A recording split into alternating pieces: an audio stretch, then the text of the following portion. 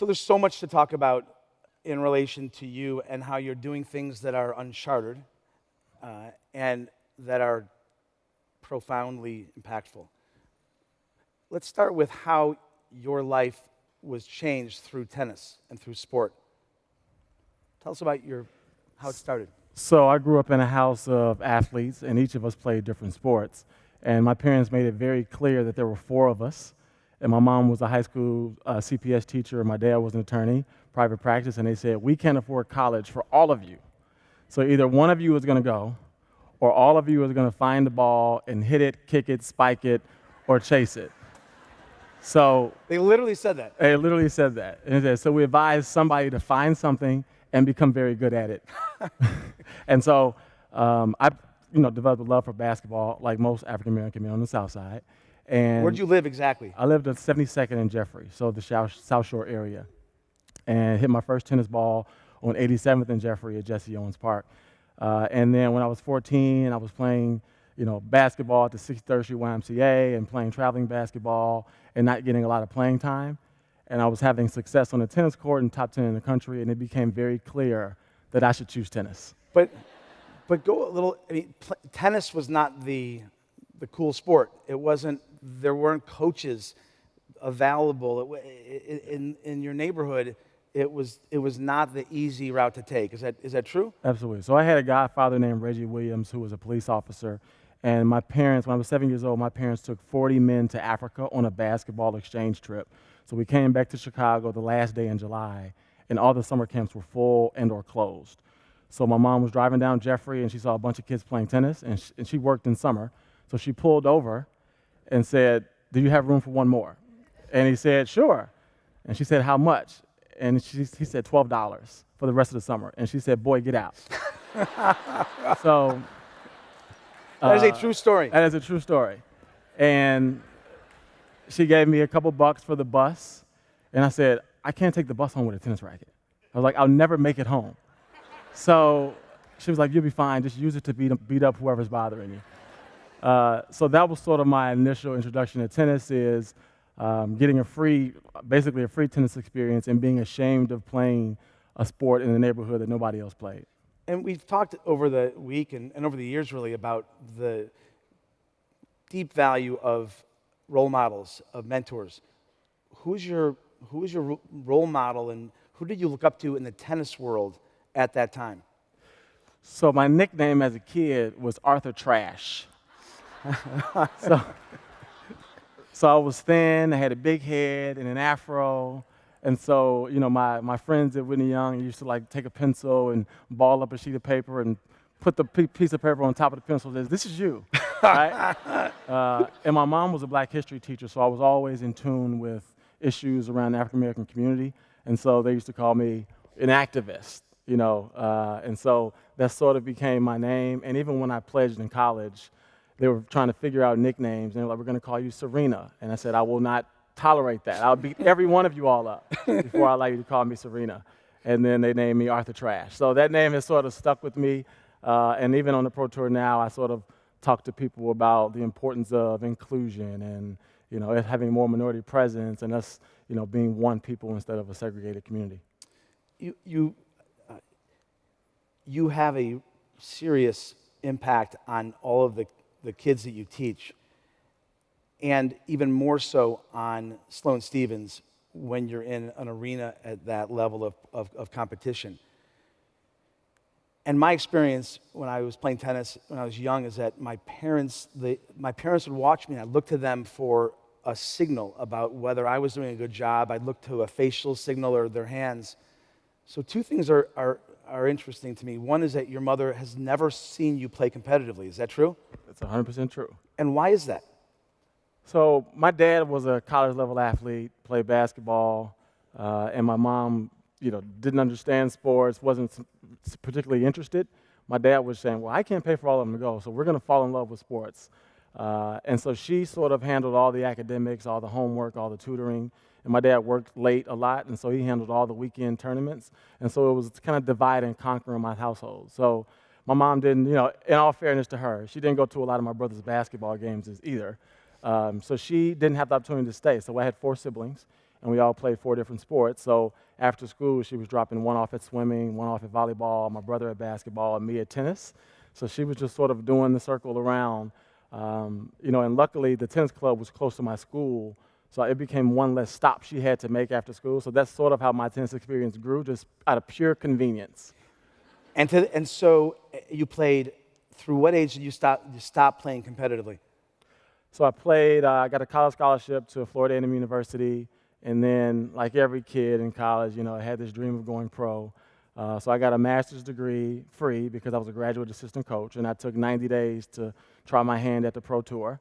I had a guy who I taught lessons to in Chicago gave me 20 grand, and after the 20 grand was gone in 90 days of traveling to tournaments and losing, my MBA taught me that tennis was a bad investment. And so I made a phone call to a guy that I met while out there on the tour named Bill Steer, who was the CEO of Pfizer, and he said, "Are you done with your hoop dream?" I said, "It was a tennis dream, and yes, I'm done." He said, "All right, come to New York, I got a job for you." Before we go on to I had a second question to come back to about you in the stands in relation to Sloane. But all those matches as a teen, that is serious competition. When two 14, 16-year-old kids are playing in a local tournament, it's mental, it's physical, you're psyching each other out, parents are involved. You excelled at that. What was it about you that was able to be so competitively excellent? Because it's not like you're that much better than the next person. It's a mental game. Yes, or? So I think at the youth sports, I think the parents can be somewhat crippling to the child. A lot of the pressure that we put on children to perform, it doesn't help the process. And so my mother not really caring that much about sports other than make sure you get your college paid for, and my dad being very busy, so he would drive me to tournaments and sit in the car and finish doing work on his legal pad. So I would play matches with nobody watching. And so I didn't see the parent who was, or like pacing or going to the bathroom or giving signals. I just sort of had the ability to be free. And I think that today in youth sports, that would be, the biggest advice for our parents is let the kid be a kid, go do a homework. We're going to have very strong Wi-Fi in our facility.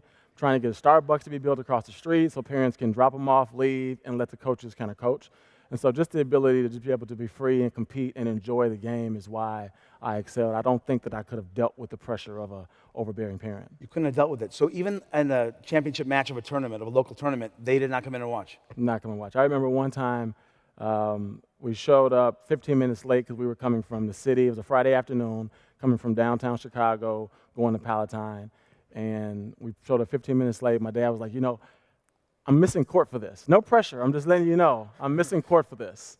He said, so I'm going to drop you off. So he dropped me off, drove off, and literally didn't come back for 4 hours. And I was sitting on an outdoor tennis court in Palatine waiting on him, and there was no cell phones back in the day. And so it was just pure me and the ball in the game and my opponent. And that's part of the edge you had. Yep.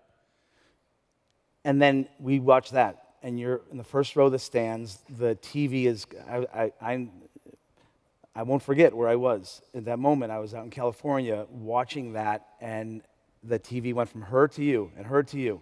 How do you manage your emotions or your body language, given that she, I would assume, derives some energy from your signals? Not signals, but your energy. Yeah.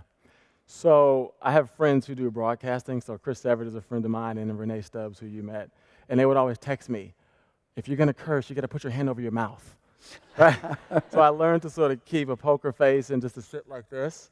And then the referee can't see your signals as you mouth and say things to the player as well. But it's always just a sense of confidence, right, and never panicking. I think that, one of the things that the kids need to know today is that there's always another chance. You can always come back from a mistake. You're playing another human being who is just as nervous as you. And so I just sort of always try to stay calm because I know she's out there panicking or playing in front of 20,000 people and looking, either to me for comfort or for energy. And so at times where you see a player get really low, you'll stand up and pump your fist and you might say a few bad words. And at times where they're panicking, you're just sort of like, it's okay. She's nervous just like you are. And you think, how important is coaching? How do you count, let's say 1 to 10, how important is a coach in a sport like tennis? I think the tennis court is the loneliest place in the world, honestly. You're on the court by yourself. There is no locker room to go run and hide in. And so I think coaching is probably 70% of it at that level. I mean, you never take away from the player because they're the ones out there putting the work in and playing in front of the crowd. But it's a big deal. But it's a big deal. I mean, it's a lot the night before. I remember the night before the U.S. Open final, her mother texted me and said, you should go visit with her. And we sort of have this thing now where it's like, we go to practice, we come back to the hotel, we don't have to eat together, I'll see you tomorrow at practice. So I had never been in her hotel room the whole time. So give me exactly, so she wins the semifinals. What do you say to her right after the match? Practice at 10. And that's it. And that's it. Pretty much it. And I had friends, so I had some friends of mine there. So Kim Walter came and Les Coney came. And so immediately after the match, I didn't even go to the locker room. I went up to the booth where they were to have a cocktail and take some pictures. And then I walked down with them, and then I didn't see her the rest of the night. Okay, so and the next morning's the final, or 2 days later? 2 days later is the final. Okay, so practice that day, Yep. and then so it's now the night before the final, and you're staying at a hotel close to the stadium. Yep. And what's the ritual? What do you say to her that night and the next morning that gets her in the right mental zone? Yeah, so normally I would go to her room and I would talk to her about, hey, here's what we're going to do. Here's our opportunities. Here's what we got to watch out for. Then I leave the room and I would text it to her, bullet point by bullet point, so she can't claim she forgot. And then that'd be it. You know, then before the match, I'd sort of review. That's the night before? That's the night before. Okay. And then before the match, 5 or 10 minutes before, you sort of review the 2 key points, because if she is out there super nervous, there's just maybe 1 or 2 things that can just sort of, the most important things, and that's sort of what you go with. But the night before that, for the final, her mom texted me and said, you should go see her. I was like, for what? She was like, she's in a full body sweat. I was like, is she sick? Does she have the flu? She was like, I don't know, but she's like full body sweat for no reason. So I go down there, I had some of her clothes in my laundry. I went to Billie Jean King's house the night before and did clothes. So I had a couple tank tops. So I knock on the door and I put my finger over the peephole and she says, what do you want? I said, I thought you might need this tank top. She said, now you've had that tank top for a month. I don't need that tank top, and you know it. She said, you want to know if I'm okay? I said, are you okay? She says, oh no, come in. I'm like so scared. So I go in and sit down, and I said, all right, so what's going on? I was like, why are you sweating? Are you sick? She was like, every part of me is sweating. I'm so nervous right now. I don't know what to do. And then you sort of try to minimize the moment, even though you're like, yeah, you should be scared, right? So you sort of minimize the moment and say, it's only Madison. She's like, it's only Madison. She's got the biggest forehand, in the game. And so I was like, okay, fine, let's go over the game plan. So I took a piece of saran wrap, and I wrapped the TV in her room with a Sharpie. And so you draw out a few plays just to sort of visually give her comfort over what to do. So I sit back down. I said, does that make sense? And she said, you're trying to ruin my life. I said, why? She said, you just told me to hit every ball to her forehand, and she'd get the biggest forehand in the game. So if you look at that last point, she had 5 balls in a row to Madison's forehand. I said, just do what I said, right? I said, I'm not trying to cut your check in half, and I'm not trying to cut my bonus in half. So just do what I said. And why was that your strategy? Well, certain players are like, they're in love with their forehand, but they might prefer it moving left versus hitting it moving to the right. And Madison happened to be one of those players that prefers to hit her forehand moving to the left. And so if you put her on the right side and put her in a little small box, then you don't give her the freedom to move. And so, it's sort of a risk. And that was yours? It's not like a widely held strategy. That was your... No one repeat that, just in case we have to play her again. That was your thesis about that particular day. Yep. Counterintuitive, and she trusted you. And so I saw the look at her. She was like, wow, you were right. And I was like, I told you so. Love that. So that was sort of what that was different about that night, was just trying to help her calm down. But it was, and credit to her mother, because if she didn't tell me to go down there, she probably wouldn't have got any sleep that night and would have sweated out all the fluid in her body and cramped up during the match. Wow. Yeah. So there was a moment in your life where you stopped playing tennis, you go to work for Pfizer, and you're in the business world. There's a moment in your life, this is my story about you, that you realized that there was a purpose, looking backwards, that you were here on earth to do, accomplish, to serve. Yep. What is that purpose? So I think, if it wasn't for coaches and mentors, that I wouldn't be where I was. I mean, when you have parents and you have 4 siblings, you need help, right? There are conversations that are had with mentors and coaches that are not had with the parent. And if you have good coaches and mentors to be able to intervene and sort of help kids, reshape the way they're thinking about certain scenarios, then I think we'll be a lot further off, in the world. And so, when I was at Pfizer, I was living in New York, and there's no tennis courts in New York because a tennis court is very valuable real estate in a metropolis like that. So, tennis was a missing part of my life. And so I came home on Christmas break and was excited to finally be able to hit a ball after 8 months. This is what year? This is, wow, Brad, how old am I? 2006. Okay. I came home and just went to the old club where we are currently located to try to get a pickup game, and no kids were there. And so, I sort of refound that love for tennis and came up with this bright idea to take over the old club where I learned to play. And this was, so you're not coaching any other players at this point. You're purely in the work world, but there's a burning desire to get back, or at least the flame is reignited, right? Yep. And why was the dependency, why was the focus on the exact place that you learned to play? Was there something about that neighborhood that you said needs to So change? I think that, on the south side of Chicago, we need more opportunities, not less. And when I was a kid, there was a free opportunity Monday through Friday from 3 to 5 to play tennis.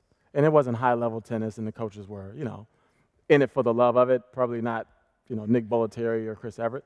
But I think that, there's a need for more opportunities. And so, I sort of just took on the challenge of how do I recreate the environment that probably saved my life. I mean, my parents both worked. And so if I had idle time between 3 and 5 p.m., I most certainly would have found mischief. I mean, I was a middle child in a middle-class neighborhood in a middle-class family. And so I think when you have kids in the middle, they can go up or down. And I was probably one of those kids that would have gone down instead of up. I mean, my brother was, light-skinned, Catholic school, 6'9". He was the stud in my family. And so, as the third of 4 children, and my younger sister was the smartest, right? So as the middle child, I was sort of looking for an identity in a very competitive and successful household. And I can say that if not for tennis, I would have been the kid to go left instead of right. Who was the coach who was the person that was that person in your life back then? I don't know that it was necessarily one person because I had a lot of coaches because it was a free program, so you just sort of rotate from court to court and take on whoever was available. But I think there was a guy that used to drive me home named Maynard Bell who's deceased at the time, and he drove a red Cadillac, and he lived 2 blocks from me. And so my mother, I would always be the child my mother forgot to pick up, right, because I was at the tennis club the latest. And so I would ride home with Maynard Bell, and he would just, give me, lessons from that he learned growing up, like, hey, a man has 2 ears and 1 mouth, and he would say, so, you're also listening more than you're talking. Or he would say, hey, the enemy of the enemy is our friend. All sorts of lessons that he would say, here's a lesson from the street, right? And so you're sitting there listening, you don't know what he means, you don't know how they become relevant in life, but... but here we are on stage talking about it. It's funny, so I was at dinner like 3 weeks ago with John Rogers, Les Coney, and a guy named Chad, and it became one of those moments where this is one of those moments where you have 2 ears and 1 mouth, and you sit and you just listen to very smart, successful people and learn as much as you can. How many kids now on the south side of Chicago are you touching? Are you influencing on a weekly basis? So we do about 2,300 kids a week. 2,000 of those kids are in a free CPS program.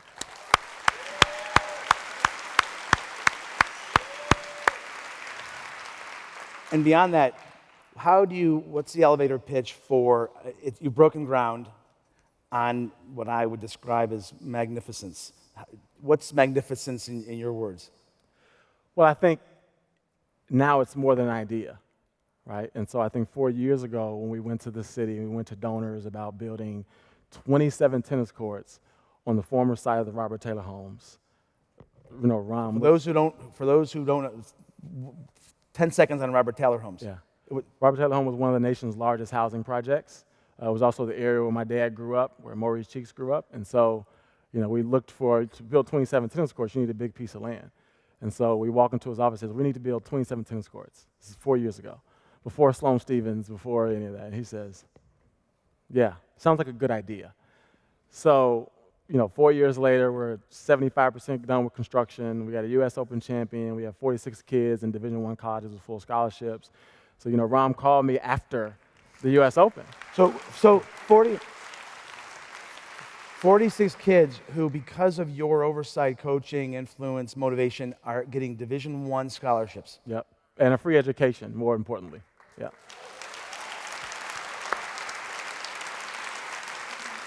So Sloane wins. What does Ram say? So Ram called. He was like, "Congratulations." I said, "It's more than an idea, isn't it?" He says, "I guess so." That's good. Yeah. So there's something about, I know we're out of time, we'll take 5 more minutes for those, so, because it's too good. There's something about you that is worth understanding, that makes you who you are. What do you think is your edge that you can take an idea and it becomes reality? I think it's, stamina, relentlessness, and support. When I look at I have a 9-month-old, and I look at him fighting with my 2-year-old, and I see a lot of myself in my 9-month-old. I mean, he is relentless. This big brother pushes him down, and he just keeps on going. I think that stamina, I've always was a person that would stay up to 3 or 4 or 5 o'clock in the morning until, done, so the assignment was done. To prove who right or wrong. What was you? I think it was to compete. My dad was an attorney and now a judge. My mom has a PhD. My brother has an MBA. My sister has a PhD. My younger sister, worked for Goldman Sachs in Tokyo. And so in my household, you had to compete to eat. You had to compete for attention. The bar was set really high. I mean, my brother, at 17 years old, had a lawn care business. And there was articles in the paper about a 6'9" guy walking around South Shore with a lawnmower, right? And were the messages around that kitchen table or bedtime, I love you no matter, I love you for who you are, or was there a subtlety like you can, was it you can, was it you are? What did it sound like to be at your house? So my dad was a man of few words, but he always used to say, why not and so what, right? So we'd see people do great things, and he'd say, so what? It's not that hard to do, right? Or he'd say, well, I can't do this, and he'd say, why not? So those are sort of questions that I ask myself on a constant basis. And then the last thing I would say was just support. I mean, there's so many people that were involved in the organization growing today and getting the facility ready. This is definitely not me doing it by myself. Like I always say, I'm just a kid from the south side of Chicago, from a very middle-class family. I shared a room with my sister till I was 16 years old. My parents never had a new car. There's no way you build a $15 million facility on your own, right? So, tons of support, tons of mentoring. But how does someone who's listening to this say to themselves, I know I have what he has. I know I can overcome the why not, or I can act on the why not. What is it about you? I don't think there's anything special about me at all. I mean, even, I think that what I've continuously tried to do is just connect all the dots, right? So every interaction is important, every assignment's important, and then you hope one day that the picture becomes whole, but you continue to sort of connect the dots in the process. And so, if I can do it, anybody can certainly do it. There's nothing, I'm not. So you told me earlier today you were down at the tennis courts and you did not put on, I said, I thought you were going to wear an XS tennis, really cool stuff. You're going to wear one of your cool sweatshirts. And you said, no, but I was wearing what I'm wearing, and a kid threw the racket. And so here I am in street clothes on the court. What do you say to the kid who threw his or her racket? So I had a meeting to go to, so I'm dressed like this, right? Normally I'm wearing elastic sweatpants and Croc shoes, for those who know me. But I was going to the bathroom, and I guess lab had a day off of school, so this young girl was there. And she has resources, so she's probably used to getting everything that she wants. And she threw a racket because she missed a forehand. And I was like, you've missed 50 forehands this week. What's so catastrophic about that one? Why is that one forehand you missed when there's 40 other balls in the net right now make you, display bad behavior or sort of cripple yourself? Like you met Billie Jean King, and her big thing is always stay in the solution. And the solution is not throwing your racket, right? If you want to fix a problem, then maybe you pick up a ball, hit another forehand correctly, and make it. So I think that, first of all, in our building, bad behavior is now tolerated, number one. Zero tolerance. Zero tolerance. And number two, it just doesn't help. If you make a mistake, I always believe that life is like a maze, right? There's never a dead end. You just continue to make left turns and right turns until you sort of find your way out of a situation. And, that behavior is not being in the solution or making a left or right. It's just giving up. And you raise your voice out there to let kids, no judgment, but do you want everybody to see you disciplining that girl and being clear about what's okay and not okay? Yeah. I think, well, yes, I raise my voice. People tend to call me crazy on the court. But I think that, for kids who come to the community from outside the community, so a kid that comes from the South Loop or Lincoln Park, they drive past a Midtown or an East Bank for something different. So they're not there for a stroke on the back or a pat on the back. They're there for a little bit more intensity, a little more purpose, right? And so when they walk in that building, everybody's fair game. I don't care if you're a scholarship kid or a rich kid. Your parent drove 15 minutes extra so I could get you. So I'm going to get you. I love it. I got 2 more questions. One is, when you're in your mid-40s, right? 37. Wow, you're young. Okay.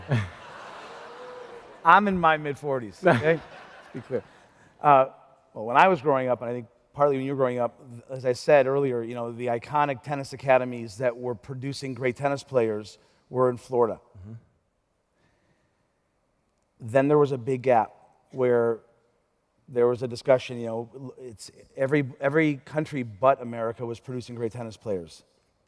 And now we see a coach from the south side of Chicago in the players box with the champion. Yeah. And things are changing.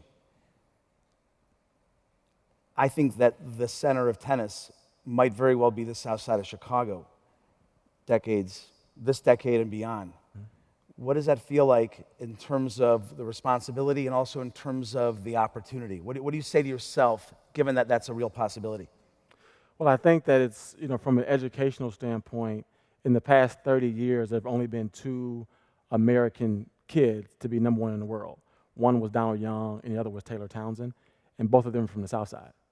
So, when people say, oh, tennis is headquartered in Florida, I said, well, where's your white kid from Florida that has been number 1 in the world at 16? Because the only 2 Americans that have done that since 1980 have been African-American kids from South Side Chicago. So if not for Chicago,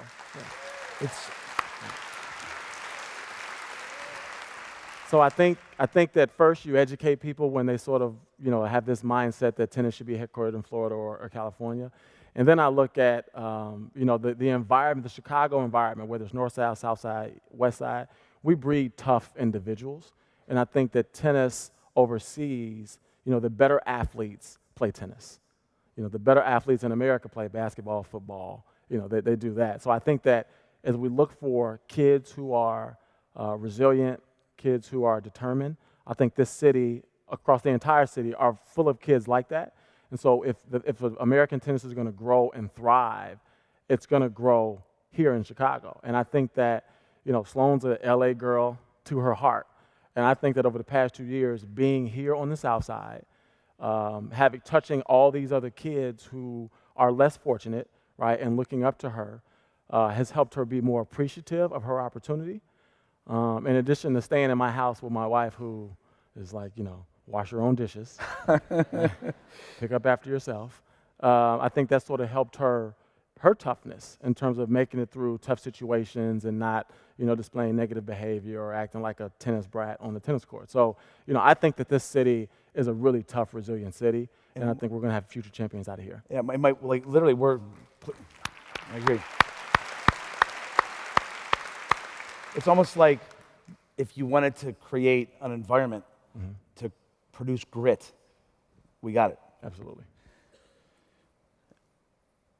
The last question is about Billie Jean King, who I met through you, and who is just, it's a blessing to be in her presence. And I know that she is one of, if not the primary inspiration from a coaching and tennis standpoint in your life. Mm-hmm. Tell us about her. Well, she's great. I mean, when times get tough, I'd call her, and, her message is very simple. Stay in the solution, keep going. What can I do? What do you need? The night before the U.S. Open, I really didn't need to wash clothes because I don't mind wearing dirty sweatpants. I'll wear them for 2 weeks straight, which I did, 13 days straight. And Sloane says, you're going to be on ESPN tomorrow. Can you please wash your clothes? So I went over to her house to wash my clothes, not to wash my clothes per se, but just to sort of sit and listen, because I'd never played in the Grand Slam final. She played in 39. And she was at her house with Rosie Casal and Alana Kloss, who was her partner. And it's always fun to just sort of sit and listen to her. And what do they say? Well, they were going back and forth about tennis and why the kids are so spoiled and what's wrong with tennis, et cetera. And so, she sort of said, all right, so now enough about what's wrong with tennis. What are you doing to make her do this? Right? She's not doing this by herself.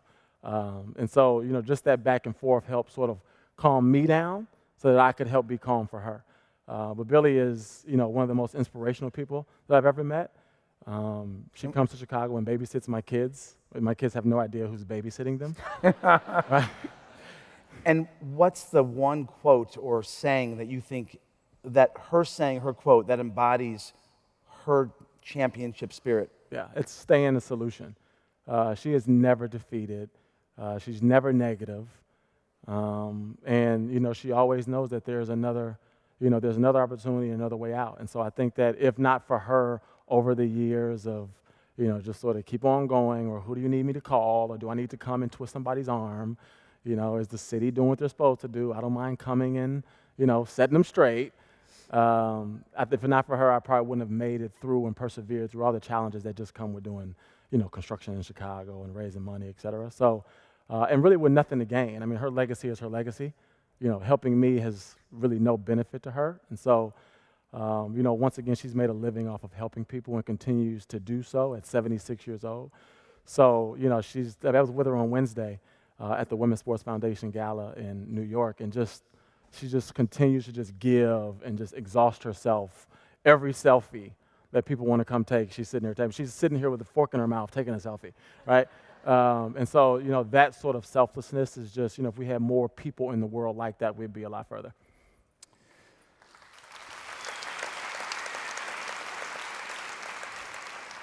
I want to end by saying this. There are Pied Pipers in every part of life, in every activity, in every hobby and sport and career. A Pied Piper as extraordinary as you, with the spirit, the integrity, the passion that you have, our country, our city, we are lucky that you are here. So thank you. Thank you. Kamau Murray.